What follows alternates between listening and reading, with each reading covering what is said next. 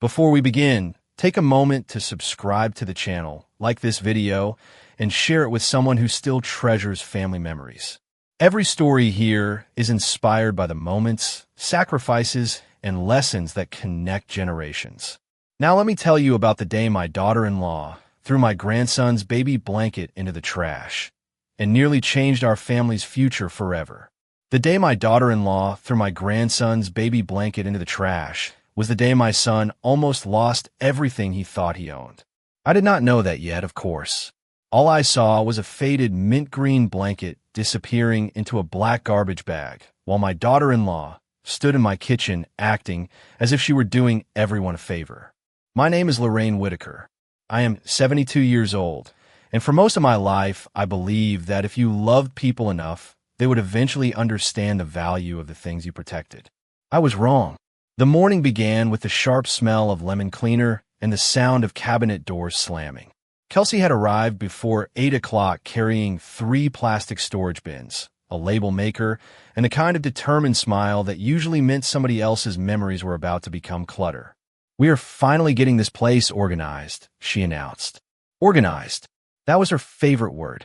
She used it the same way other people used words like progress or improvement. By 10 o'clock, 2 boxes of family photographs were gone from the hallway closet. By 11, she had filled 3 trash bags with old magazines, recipe cards, greeting cards, and things she considered unnecessary. I followed behind quietly, rescuing what I could without starting an argument. That had become a habit of mine. Avoid the conflict. Save what matters later.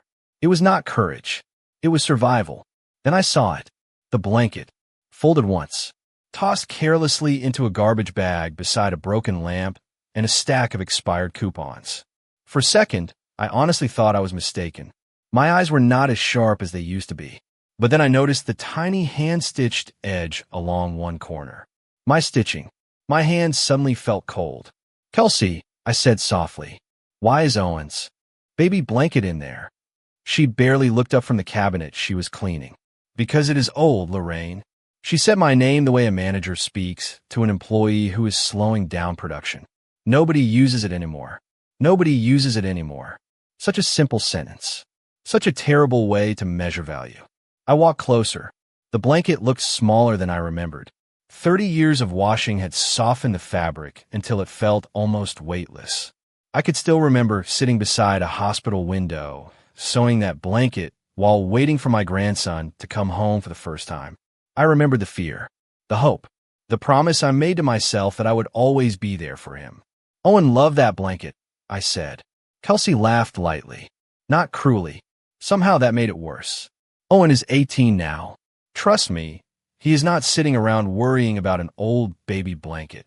She pulled the garbage bag closed with a quick tug. The plastic tightened around decades of memory. Then she carried it toward the garage without another thought. I watched her leave. I watched that blanket disappear, and deep inside me, something uncomfortable began to stir. Because there was one thing about that blanket that Kelsey did not know. One thing my son had forgotten. One thing that would soon make a simple trash bag the most important object in our entire family. The garage door rumbled shut, and for several seconds I stood alone in the kitchen staring at the empty space where the blanket had been. The house suddenly felt different. Not louder. Not quieter, just unfamiliar. As if someone had walked through the rooms, removing pieces of my life one by one while I was still living inside them. I picked up a chipped coffee mug from the counter and carried it to the sink. My hands were steady. That surprised me. Years ago, I would have argued. I would have defended every photograph, every keepsake, every handmade thing tucked into a closet. But age teaches strange lessons. Sometimes people stop listening long before you stop speaking. Around noon, Kelsey left to run errands. The moment her car disappeared down the street, I put on my coat and walked out to the garage. 3 large garbage bags sat against the wall waiting for pickup the next morning. I found the blanket almost immediately. It was buried beneath old magazines and a broken lampshade. When I pulled it free, a small cloud of dust floated into the cold air. The fabric felt worn and thin beneath my fingers. For a moment, I simply held it, not because of what was hidden inside, because of what it represented. I remembered Owen at 3 years old, dragging it across the living room floor. I remembered him wrapped in it during thunderstorms. I remembered him refusing to sleep without it when he was little. Some objects absorb entire chapters of family's history. Throwing them away does not erase the memories. It only reveals who still values them. I carried the blanket inside and folded it carefully. Instead of putting it back in a closet, I placed it in an old cedar chest in my bedroom. The same chest where I kept letters from my late husband and a handful of things too meaningful to leave out in the open. Later that afternoon, Grant stopped by after work. He looked exhausted. There were dark circles beneath his eyes, and he spent most of the visit staring at spreadsheets on his laptop. Construction projects had slowed across the county. His company had already cut staff. Everyone was nervous. "We are trying to figure out a few things financially," he said while rubbing his forehead. Nothing serious yet, but his voice told a different story. Before I could ask more, Kelsey walked into the room carrying a stack of real estate brochures. She set them on the table between us. "We should talk about the cabin," she said. The cabin. My heart tightened immediately. It sat on a small piece of lakeside property about 20 minutes outside town. Nothing fancy, just a weathered wooden structure with a fishing dock and a stone fireplace. My husband loved that place. So did Owen. "What about it?" I asked. Kelsey exchanged a quick glance with Grant. The kind married people use when they have already had a conversation and decided how it should end before anyone else enters it. "The market is strong right now," she said. "Selling could solve a lot of problems." Grant remained silent. That silence worried me more than her words. I looked from one face to the other and realized something important. This was not a casual suggestion. This was a plan already in motion. And for the first time that day, the blanket was no longer the thing troubling me most. The conversation about the cabin should have ended that night, but it followed me for days like a storm cloud hanging over the lake. 3 mornings later, I drove out there alone. The road curved through rows of maple trees already turning gold and red, and for the first time in months, I felt myself breathe a little easier. The cabin was modest. 1 bedroom, a small kitchen, a wooden porch that creaked when you stepped on the third board from the left. To most people, it was just old property. To my family, it had become a number on a spreadsheet. But to me, it was where my husband taught Owen how to cast a fishing line. It was where Grant spent summers catching frogs and tracking mud through the house. It was where our family had once felt simple. I unlocked the door and stepped inside. Everything looked the same except for one thing. The guest book sitting on the fireplace mantel had been moved. I frowned. Nobody should have been there. I opened it. The last entry was only 6 days old. Owen's handwriting. "Stopped by after class. Miss Grandpa today." My chest tightened. I had not even known he was visiting the cabin. That evening, Owen showed up unexpectedly at my house carrying a backpack and a tired smile. College had already started to wear him down. "Can I stay for dinner?" he asked. Of course. We spent an hour making grilled cheese sandwiches and tomato soup. Nothing dramatic. Nothing emotional. Just a grandmother and her grandson sharing a quiet meal. Then he asked a question that caught me completely off guard. "Grandma, are Mom and Dad really selling the cabin?" I set down my spoon. "Who told you that?" He looked uncomfortable. I overheard them arguing. Arguing. That word surprised me. Grant hated arguments. When he was a child, he would leave the room if people raised their voices. "What did you hear?" I asked. Owen stared into his bowl for several seconds. "Dad said he promised. Grandpa, he would never sell it." That hit me harder than I expected, because I remember that promise too. The last summer before my husband passed away, he and Grant sat on that porch for nearly 2 hours talking about the future. I never heard every word, but I remembered the handshake at the end. I remembered the tears in Grant's eyes. Suddenly, the situation looked different. This was not simply Kelsey pushing for a sale. Grant was trapped between 2 loyalties, the family he came from and the family he was trying to protect. Later that night, after Owen left, my phone rang. It was my neighbor Martha. Her voice sounded unusually serious. "Lorraine," she said, "I think you should know something. I was at the pharmacy this afternoon. Kelsey's mother was there. She was telling people they would all be moving soon once the cabin sale goes through." "He said oppites." "Moving where?" Martha hesitated. "Into Grant and Kelsey's house. For a long moment, I said nothing. Suddenly the brochures, the pressure, the urgency, it all made more sense. This was not just about debt anymore. New plans were already being made. And somehow, everyone seemed to know about them except me. The next week brought the kind of pressure that does not arrive all at once. It arrives through small cracks. A missed payment notice, a tense phone call, a conversation that ends too quickly. I began noticing them everywhere. Grant stopped answering his phone during dinner. Kelsey spent hours at the kitchen table, surrounded by folders and bills. Even when they smiled, the strain showed. Then another problem appeared. Owen drove over one Saturday morning looking more worried than I had ever seen him.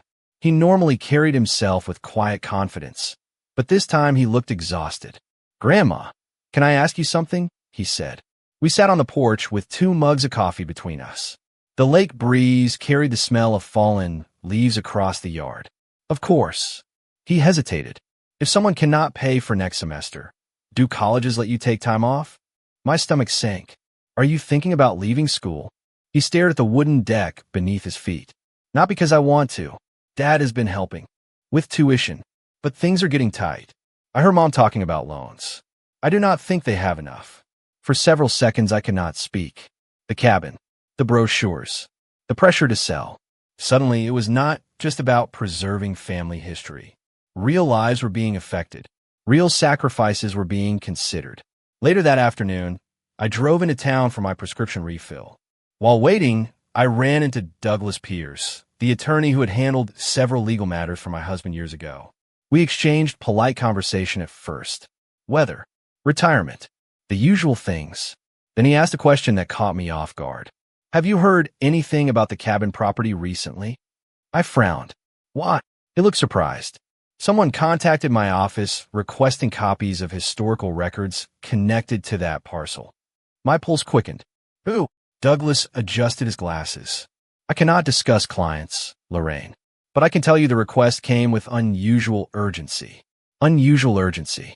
Those words followed me all the way home. By evening, I could not shake the feeling that events were moving faster than anyone was admitting. 2 days later, the situation escalated again. Grant arrived at my house unexpectedly. He looked pale. His truck remained running in the driveway, as though he could not stay long. "Mom," he said quietly, "the company lost another contract." I invited him inside. He declined. Instead, he stood on the porch with his hands shoved into his jacket pockets. There might be layoffs before winter. For the first time, he sounded genuinely afraid. Not frustrated, not stressed. Afraid. "Have they said anything official?" I asked. He shook his head. "Not yet." Then he looked away toward the street. "I'm trying to hold everything together."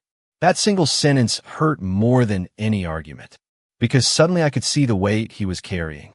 The mortgage, Owen's tuition, Kelsey's mother planning to move in, the uncertainty at work. He was being squeezed from every direction. As he walked back toward his truck, I almost called him back. I almost told him everything I knew. About the pressure campaign, about Martha's warning, about my growing suspicion that somebody was pushing the cabin sale harder than they admitted. But I stayed silent, because something else had begun bothering me. If selling the cabin was truly necessary, why was everyone acting as though the decision had already been made before the family ever discussed it? The following Friday, the conflict finally stepped out of private conversations and into public view. Bayfield High School was hosting a community fundraising dinner for scholarship students, and Owen had invited me weeks earlier. I arrived wearing a navy cardigan and the pearl earrings my husband had given me decades ago. The gymnasium had been transformed with folding tables, white tablecloths, and banners celebrating local students. Parents, teachers, business owners, and neighbors filled the room. It should have been a pleasant evening. Instead, it became another piece of a puzzle I was only beginning to understand. Owen was one of the student speakers that night. When he stepped onto the stage, the room quieted. He spoke about engineering, about wanting to design safer bridges, about growing up near the lake. He spoke with confidence, but I noticed something others might have missed. He never mentioned next year. He only talked about this semester. When the applause ended, I felt a knot form in my stomach. During dinner, I found myself seated 2 tables away from Grant and Kelsey. They were speaking with a local real estate broker I recognized from town. At first, I tried not to pay attention. Then I heard a familiar phrase. The lakeside property. My chest tightened immediately. The broker nodded and handed Kelsey a folder. She slipped it into her purse before anyone else seemed to notice. A few minutes later, I excused myself and walked toward the dessert table. As I passed behind them, I caught another fragment of conversation. If everything stays on schedule, we can close before winter. Close. Not discuss. Not consider. Close. The decision sounded much further along than Grant had ever admitted. I spent the rest of the evening unsettled. Then something unexpected happened. As people were leaving, Owen approached me near the exit. He looked embarrassed. "Grandma, can you keep a secret?" I smiled. Usually, he hesitated. "I applied for a paid internship in Milwaukee next summer." "That is wonderful." "Maybe." His expression darkened. "Dad does not know yet." "Why not?" He glanced across the room toward his parents. "Because if I get it, I might not come back." For a moment, I thought I had misheard him. Owen had always loved Bayfield. The lake. The cabin. The community. "You want to leave?" I asked quietly. He stared at the floor. "Sometimes it feels like everyone is fighting over money, property, bills, and plans. Nobody talks about what matters anymore." The words hit me harder than he realized. Because he was right. The cabin was becoming more than a property dispute.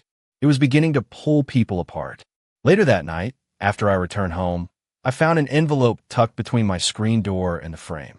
No stump. No return address. Inside was a single photocopied page. At the top was the heading of a county property office. Several lines had been highlighted in yellow marker. My eyes moved down the page until they stopped on one sentence. Original ownership documentation required before transfer can be finalized. I read it twice, then 3 times. Somebody wanted me to see that page. Somebody knew more than they were saying. And for the first time, I began to suspect that the missing answers were not hidden in the future. They were hidden somewhere in the past. The anonymous document stayed on my kitchen table for 2 days before I finally decided to do something about it. I was not the type of person who chased mysteries. Most of my life, I had avoided conflict whenever possible. But this felt different. Too many pieces were beginning to connect. The pressure to sell the cabin, the legal inquiries, the hidden urgency, the unsigned envelope. Somebody was trying to point me towards something, and ignoring it no longer felt responsible. On Monday morning, I drove to the county records office. The building sat near the courthouse, a plain brick structure with fluorescent lights and rows of filing cabinets that seemed unchanged since the 1980s. A young clerk helped me locate the public records, connected to the cabin property. At first, everything looked normal. Purchase history, tax assessments, survey maps. Then I found something strange. There had been a title correction filed almost 26 years earlier. I remembered the year immediately. My husband was still alive then. We had spent months dealing with a boundary dispute involving neighboring landowners. The disagreement eventually disappeared, and I had never thought about it again. Yet as I reviewed the old documents, one detail stood out. The correction referenced original ownership documentation that was never digitally archived. I read the sentence twice. Most modern records had backup copies. This one did not. The original still mattered. My pulse quickened. When I returned home, I found Grant's truck parked in my driveway. He was sitting on the porch steps staring at his phone. The sight alone told me something was wrong. My son never arrived early. He never sat still unless he was carrying a burden too heavy to ignore. "Everything okay?" I asked. He forced a smile that vanished almost immediately. "Not really." We went inside. For several minutes, he struggled to explain what was happening. The company layoffs were now official. His position had survived the first round, but his hours were being reduced. A major project had been canceled. Bonuses were gone. Overtime was gone. Several co-workers had already lost their jobs. "We can manage for a while," he said, "but not forever." There was no self-pity in his voice, only exhaustion. For the first time in months, I stopped seeing him as the man pressuring me about the cabin. I saw the frightened father trying to protect his family. Then he said something that changed the conversation completely. "Owen got the internship."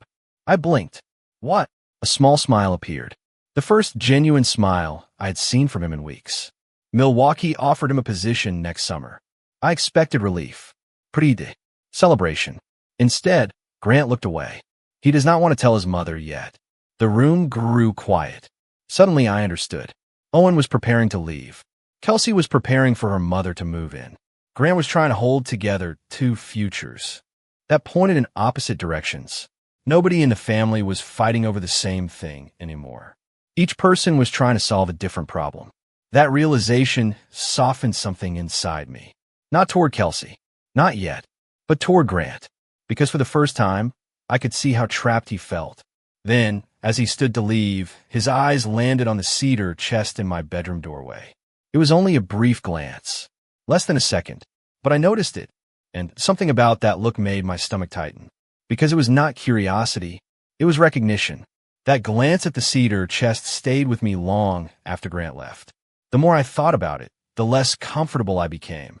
My son had not looked surprised to see the chest. He had looked as if he was remembering something. The problem was that I could not remember what. For 2 nights, I barely slept. Not because I was afraid of losing the cabin. Not because of the financial pressure surrounding the family. It was because I knew my husband, Walter Whitaker, had never done anything without a reason. If he had hidden something important 25 years ago, there would have been a purpose behind it. And if Grant had recognized the cedar chest, perhaps that purpose involved him. On Wednesday afternoon, I finally opened it. Inside were old letters, photographs, military records belonging to Walter's father, and several notebooks filled with his careful handwriting. I had not looked through most of them in years. The smell of cedar and old paper filled the room as I sat on the floor, sorting through memories. Hours passed. Then I found something unexpected. Tucked between 2 notebooks was a sealed envelope with Grant's name written across the front. My heart immediately began racing. I recognized Walter's handwriting. The envelope had never been opened. For several minutes, I simply stared at it. Every instinct told me to leave it alone. It was addressed to my son, not to me. But another thought refused to leave my mind. What if this was connected to the cabin? What if Walter had expected this exact situation someday? In the end, I compromised with my conscience. I did not open the envelope. Instead, I called Grant and asked him to stop by after work. He arrived just before sunset. The exhaustion was still there, but now it seemed deeper, like someone carrying too many worries for too long. Without saying much, I handed him the envelope. He looked confused at first. Then he saw the handwriting. His entire expression changed. "Dad wrote this?" he asked quietly. I nodded. Grant sat down at the kitchen table and opened it with trembling hands. As he read, the room became completely silent. I watched emotions pass across his face one after another. Surprise, sadness, regret, and something that looked very much like guilt. When he finally looked up, his eyes were wet. "Mom," he said softly, "I forgot this existed." The letter had been written shortly before Walter died. It was not about money.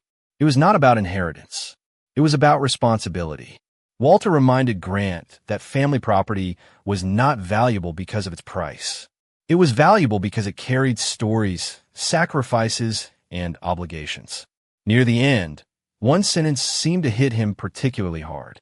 If you ever face hard times, do not solve temporary problems by destroying permanent things. Grant read that line twice, then a third time. For a long moment, neither of us spoke. Finally, he folded the letter and stared at the table. Dad knew me too well. It was the first time I had heard him question the cabin sale out loud. The first crack in the certainty that had surrounded the plan. But that moment carried an unexpected consequence. The next morning, Kelsey called me. Her voice was calm, almost cheerful. Yet beneath it, I sensed something else. "Grant told me about the letter," she said. "I think we should all sit down and talk." And for reasons I could not fully explain, that invitation felt less like a conversation and more like the beginning of a confrontation. The meeting happened 3 nights later around Grant and Kelsey's dining room table. No lawyers, no real estate agents, no dramatic announcements, just family, and somehow that made it harder. The room smelled faintly of baked chicken and furniture polish. Kelsey's mother, Denise, was there too, sitting quietly at the far end of the table. Owen arrived directly from class. Everyone looked tired. Everyone seemed to know the conversation had been coming for weeks. Kelsey opened first. "I think we need to stop talking around the problem and actually talk about it." Her tone was controlled, professional, almost rehearsed. "The finances are not improving." Grant remained silent beside her. I noticed he kept folding and unfolding the letter from his father inside his jacket pocket. "Nobody is pretending things are easy," I said carefully. Kelsey nodded. "Then you understand why the cabin needs to be sold." There it was. Not might, not should, needs. Owen immediately looked down at the table. Grant closed his eyes for a moment. The pressure in the room seemed to rise. "The cabin is not the only option," I replied. "Then show me another one," Kelsey said. For the first time since I had known her, her composure cracked. Not with anger, with exhaustion. "I am managing medical bills for my mother. We are paying tuition. We're trying to keep up with a mortgage." Grant's hours were cut. Every month feels worse than the one before. Nobody interrupted her, because none of what she said was false. That was what made the situation so painful. There was no villain sitting at the table. There were only people carrying different fears. Denise finally spoke. "I never asked to become part of this problem." Her voice was soft. "My health issues are mine." Kelsey immediately turned toward her. "Mom, stop." But Denise continued. "No, they deserve the truth." She looked directly at me. "The doctors found another issue during my last tests. I will probably need more treatment next year." The room went completely still. Suddenly, pieces that never quite fit together began falling into place. The urgency, the pressure, the desperation. Kelsey was not simply trying to gain something. She was terrified of losing someone. For a moment, I saw her differently. Not as the woman who threw away memories. Not as the person pushing to sell the cabin. I saw a daughter trying to solve a problem she could not control. Then the conversation took another turn. Owen stood up. "I'm not letting you sell Grandpa's cabin because of me." Everyone looked at him. "My tuition is not the problem," he continued. "I already accepted the internship. If I get the housing stipend, I can cover next year myself." Grant looked shocked. "You accepted it?" Owen nodded. "Last week." The silence that followed felt enormous. This was the first time Grant had heard the decision directly from his son. Pride and sadness seemed to collide on his face at the same time. Then Owen said something none of us expected. "The real problem is that nobody trusts each other anymore." No one argued because he was right. The cabin had become a symbol for every fear, every sacrifice, every secret conversation happening behind closed doors. And then Kelsey quietly placed a folder on the table. "There is something else." She opened it and slid several documents toward Grant. As his eyes moved across the pages, all the color drained from his face. "What is it?" I asked. Grant swallowed hard before answering. "The title company found an issue." He looked up slowly. "The original ownership document for the cabin cannot be located." Suddenly, every other problem in the room disappeared. The drive home that night felt longer than usual. Not because of traffic, because every conversation from the dinner table kept replaying in my mind. By the time I pulled into my driveway, the title problem had already grown larger than the cabin itself. If the original ownership document could not be located, the sale might stall indefinitely. Legal reviews could take months. Additional costs would follow. And for a family already struggling to keep up with bills, delays were not an inconvenience. They were a threat. The next morning, the consequences arrived faster than anyone expected. Grant called before 8. His voice sounded strained. "The buyer is getting nervous." I sat down at the kitchen table. Already, the title company flagged the issue officially. Until the original documentation is resolved, nothing moves forward. He paused. "And now everyone wants answers." For the first time, I heard frustration in his voice that was not directed at anyone. It was directed at the situation itself, at the growing realization that problems ignored for years rarely disappear. They simply wait for the worst possible moment to return. 3 days later, another setback arrived. Owen stopped by after class, carrying a folded letter from the university financial office. He did not need to explain what it was. The look on his face told me enough. "Aid review?" I asked. He nodded. They need updated family financial information. He tried to sound calm. Nothing bad, just paperwork. But I knew better. Every new form represented uncertainty. Every delay represented another obstacle standing between him and the future he had worked for. Later that evening, I learned something else. Kelsey had taken a second part-time position managing schedules for another dental practice 2 towns away. She was working weekends now. The news came from Martha, who had run into her at a grocery store. When I heard it, I felt a complicated mix of emotions. Part of me remained angry about the blanket, about the pressure, about how quickly she discarded things that mattered to other people. But another part of me recognized the truth. People do not voluntarily add 14-hour workdays because life is easy. They do it because they are scared. A week passed, then another. The tension inside the family did not explode. It settled into something quieter and more damaging. Distance. Grant stopped bringing up the cabin. Owen spent more time on campus. Kelsey became harder to reach. Conversations grew shorter. Everyone was carrying their own burden while pretending they were still moving in the same direction. Then came a phone call that changed everything. It happened on a Tuesday afternoon while I was organizing books at the community library. Douglas Pierce's name appeared on my phone screen. "Lorraine," he said without preamble, "I need to ask you something unusual." My stomach tightened immediately. "What is it?" There was a pause. "Do you remember where Walter kept important documents?" The question caught me off guard. "What?" Another pause. Longer this time, because I've been reviewing old records connected to the cabin dispute from years ago. My grip tightened around the phone, and his voice lowered slightly. I found correspondence suggesting Walter intentionally removed one original document from standard filing channels. I stopped breathing for a second. "Removed it where?" "That is the problem," Douglas replied. "The records never say." Suddenly, I was back in my bedroom, staring at the cedar chest. Back at the county office, reading those old references. Back at the moment Grant recognized something without realizing I had noticed. A cold realization slowly settled over me. The missing document had not vanished accidentally. Someone had hidden it deliberately. And if Walter had gone to that much trouble, there was a reason. The question was no longer whether the document existed. The question was whether it had been sitting closer to all of us than anyone ever imagined.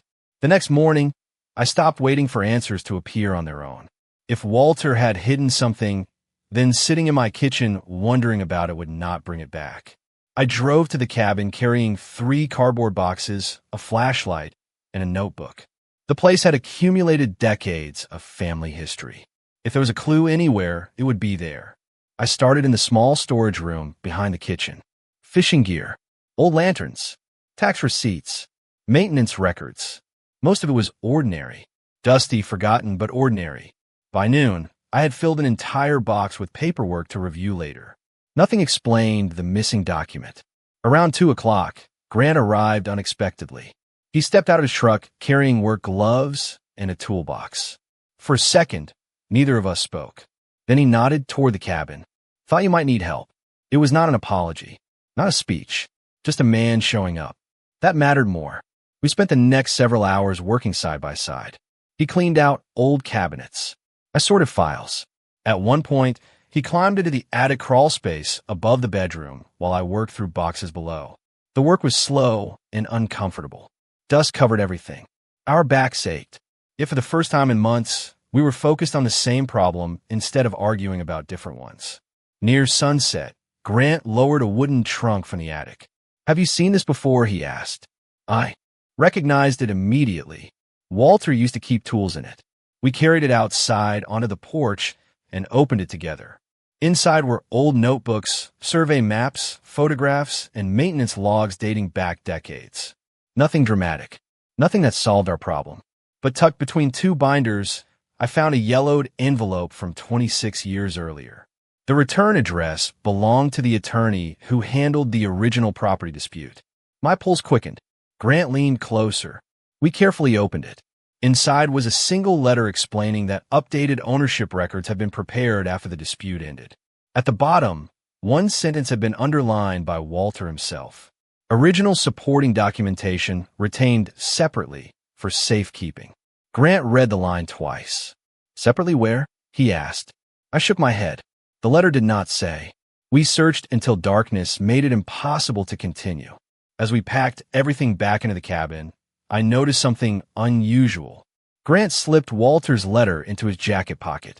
Not because it had legal value, because it was his father's handwriting. Because somewhere during these difficult weeks, the cabin had stopped being just a financial asset again.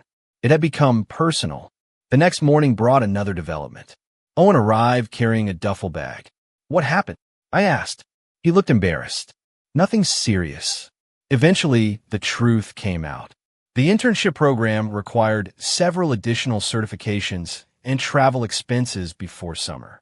More costs, more paperwork, more pressure. Instead of complaining, he immediately started helping around the property.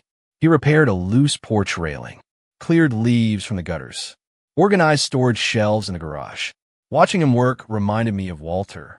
Neither man talked much when something needed to be done. They simply started doing it. That evening, while putting away supplies in my bedroom, I opened the cedar chest again. The mint green baby blanket sat exactly where I had hidden it weeks earlier. For reasons I cannot explain, I picked it up and unfolded it completely across the bed. As my fingers moved across the worn fabric, they caught on something unusual buried deep inside one corner seam. Something stiff. Something that definitely was not part of the original stitching. For several seconds, I simply stared at the blanket spread across my bed. My fingers remained pressed against the corner seam where I had felt something hidden beneath the fabric. The room was completely silent, except for the ticking of the old clock on my dresser. Part of me wanted to pull the stitches apart immediately. Another part of me was afraid. Not afraid of what I might find. Afraid of what it might mean. Because if Walter had hidden something there all along, then an object I had nearly lost forever had been carrying answers through every argument, every misunderstanding, and every difficult conversation of the past few weeks. I carefully carried the blanket downstairs and placed it on the dining room table beneath the brightest lamp in the house. Then I made a mistake. A small one, but a revealing one. Instead of calling Grant immediately, I decided to inspect it alone first. Old habits are difficult to break. For years, whenever conflict appeared, my instinct was to handle things quietly, to avoid creating tension, to shield people from unpleasant conversations. That instinct had not disappeared simply because circumstances had changed. I fetched my sewing kit and put on my reading glasses. The stitching in the corner looked slightly different from the rest. The thread was older, darker, more tightly sewn. Walter's hands had never been particularly graceful with a needle, but he was patient. If he had stitched something himself, he would have made sure it stayed hidden. Carefully, I removed a few threads. My hands trembled enough that I had to stop twice. Not because of age, because of nerves. Finally, a folded piece of wax paper appeared inside the lining. My breath caught. I pulled it free slowly. Beneath the waxed paper sat another object. A small brass key. I stared at it in disbelief. A key, not a document, not a deed, just a key. For a brief moment, disappointment washed over me. After everything, I had expected certainty. Instead, I had found another mystery. Then I unfolded the paper. Written in Walter's familiar handwriting were only 7 words. If needed, check the dock storage locker. That was all. No explanation. No directions. Nothing else. I sat back in my chair and laughed softly despite myself. After all these years, my husband was still creating extra work. Yet even as I smiled, uncertainty returned.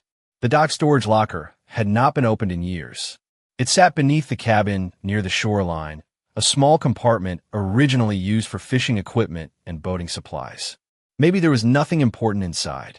Maybe I was building hope around another dead end. Before I could decide what to do next, my phone rang. It was Owen. "Grandma, are you home?" he asked. "Yes." "Good." I was nearby. 20 minutes later, he arrived carrying a toolbox and a replacement light fixture for my front porch. Another small act. Another practical solution. He installed it while I made sandwiches in the kitchen. Watching him work reminded me how much had changed recently. Not dramatically, Not perfectly, but noticeably. Months earlier, our family conversations revolved around assumptions. Now, people were showing up, helping, listening a little more, still making mistakes, still carrying resentment, but moving. When Owen finished, I showed him the key and the note. His eyes widened immediately. "The dock locker?" he asked. I nodded. He looked toward the window, as if already picturing the cabin. Then his expression shifted. "We should tell Dad." The old version of me would have hesitated. The old version would have worried about timing, conflict, reactions. Instead, after a long pause, I reached for my phone. Healing, I was beginning to realize, was not about suddenly trusting everyone again. Sometimes it was simply choosing not to carry every burden alone. The following Saturday, the four of us drove to the cabin together. Not because everything had been resolved. Far from it. The tension was still there. The unanswered questions were still there. But for the first time in months, nobody was traveling to convince someone else of something. We were traveling to find out the truth. Grant drove. Owen sat beside him. I sat in the back seat with the brass key, resting inside my coat pocket. Kelsey followed in her own car because she was coming directly from work. The arrangement felt symbolic in a way none of us discussed. We were moving in the same direction, but not yet at the same pace. When we arrived, the lake was calm. A cold autumn wind moved across the water, carrying leaves along the shoreline. The dock looked smaller than I remembered. Time has a way of shrinking places after people are gone. The storage locker sat beneath the weathered planks exactly where Walter had left it years ago. Grant crouched beside it, while Owen held a flashlight. I handed him the key. For a moment, nobody spoke. Then the lock clicked open. Inside were several fishing journals, an old tackle box, and a sealed metal container about the size of a briefcase. My pulse quickened immediately. Grant lifted it carefully onto the dock. The hinges protested when he opened it. Inside lay a collection of documents wrapped in protective sleeves. Property records, survey maps, correspondence from attorneys, decades of paperwork preserved against moisture and time. We all stared in silence. Then Grant carefully lifted one final envelope from the bottom.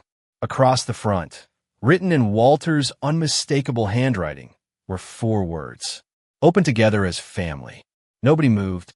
It was such a simple instruction. Yet somehow it carried more authority than any legal document inside the box. We brought the envelope back to the cabin and sat around the kitchen table. The same table where countless meals, card games, and summer conversations had taken place. Grant opened the envelope.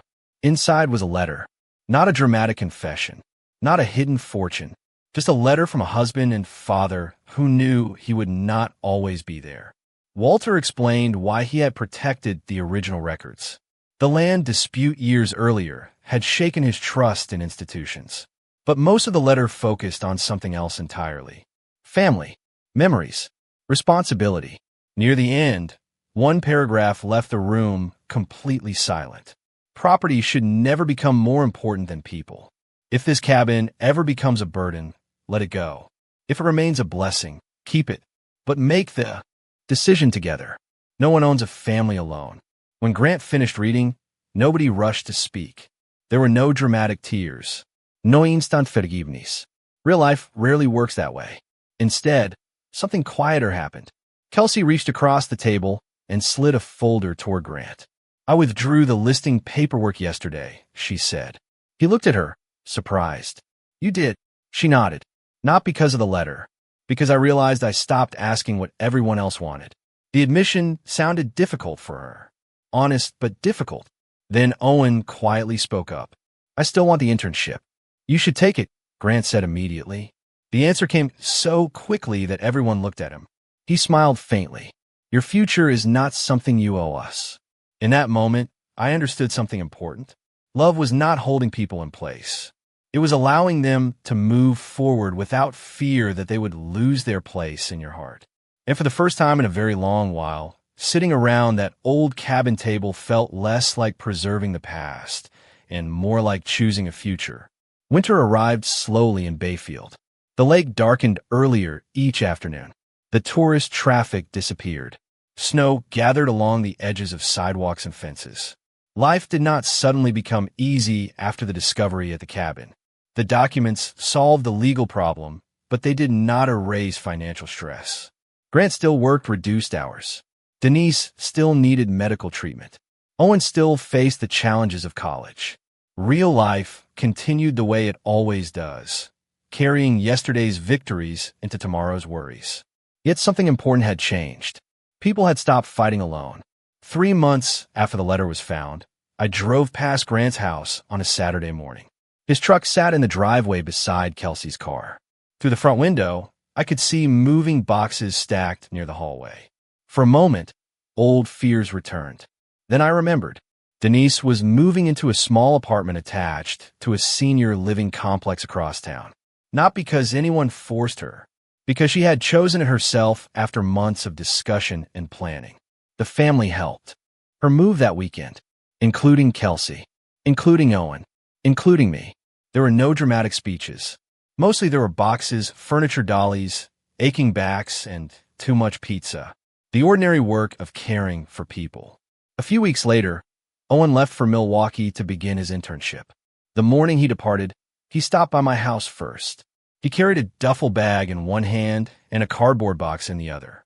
"I have something for you," he said. Inside the box sat the mint green baby blanket. I stared at it, confused. "This belongs to you," I said. Owen shook his head. "Not anymore." He smiled. "You kept it safe longer than anybody else." I ran my fingers across the repaired corner seam. The fabric was still worn, still imperfect, like most valuable things. "Take care of yourself," I told him. "I will." Then he hugged me and left. The house felt quiet after he drove away. Not empty, just different. That evening, another unexpected visitor appeared. Grant. He stood on my porch holding a toolbox. "Your kitchen faucet still leaks," he said. I laughed despite myself. "That is your opening line?" He shrugged. "I am working on communication." Over the next hour, he replaced the faucet, tightened loose cabinet hinges, and fixed a porch step that had bothered me for months. We talked while he worked. Not about the cabin. Not about the document. Not about old arguments. About ordinary things. Weather. Work. Owen. At one point, he stopped and looked around the kitchen. "You know," he said quietly, "for a while I thought solving problems meant getting rid of things." I waited. Now I think sometimes it means taking better care of them. The statement was simple, maybe even awkward, but it carried more weight than 100 perfect apologies ever could. Because it was not a promise. It was evidence. Months earlier, he had been willing to sell first and ask questions later. Now he was standing in his mother's kitchen on a cold Tuesday evening repairing things that mattered. When he left, I walked into my bedroom and opened the cedar chest one final time. Inside sat the blanket, Walter's letters, and decades of family history. None of those objects were valuable because of money. They were valuable because they connected people across time. I carefully folded the blanket and placed it on top.